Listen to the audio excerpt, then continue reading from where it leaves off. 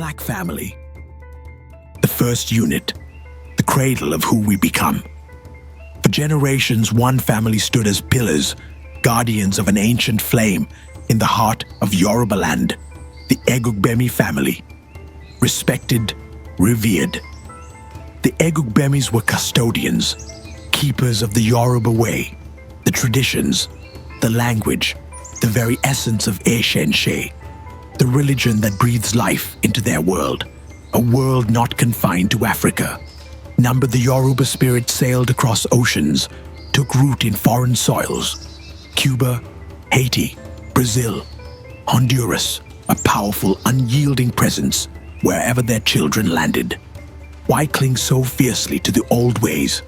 The reasons run deep, like roots seeking ancestral water. To understand, we must look into the heart of that first unit, the family. And our story begins with the patriarch, Adio Egugbemi. Adio, a man carved from the earth itself, large, impossibly tall. Charisma that filled a room or a village square. In Yewa, his presence wasn't just felt, it commanded. Respect, yes, but also fear, a low thrum of unease. For to some in Yewa, Adio remained the outsider, the formidable stranger who now seemed to loom over them. Yet his stature grew. He took Abeke, a daughter of Abeokuta, as his wife. Abeke, wealthy in her own right, a shrewd cocoa farmer whose lands flourished. Together, Adio and Abeke didn't just build a home, they built a legacy. And that legacy found its first potent expression in a double blessing. Twins Biyi and Biko. The first cry belonged to Biyi. Taiwo, Ta, Iwo. Taste the world. According to the elders, he was sent forth by his sibling, Kehinde, to scout this new realm. Is it good? If so, beckon me. Beko, emerging second, was therefore Kehinde, the older twin in spirit, the one who wisely sent his brother ahead. A pact forged before breath, before light. But the blessing twisted. As Biyi and Beko grew, so did their reputation. Not for piety, not for upholding the Egugbemi custodianship. Numbered, they became the terror of Yewa. Rascals, too soft a word.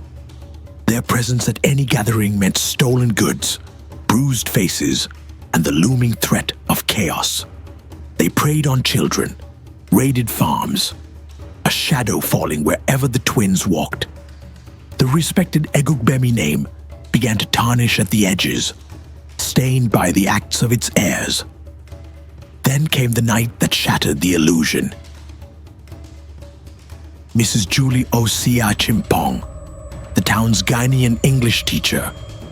Returning home from the local school, she found her sanctuary violated, burgled. Heart-pounding, she moved through her ransacked rooms, taking stock of the theft, unaware the thieves hadn't left.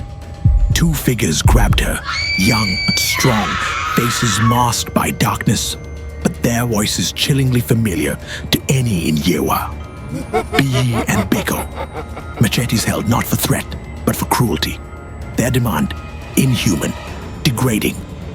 A protest met not with words, but with Beko's fist, a heavy, brutal blow.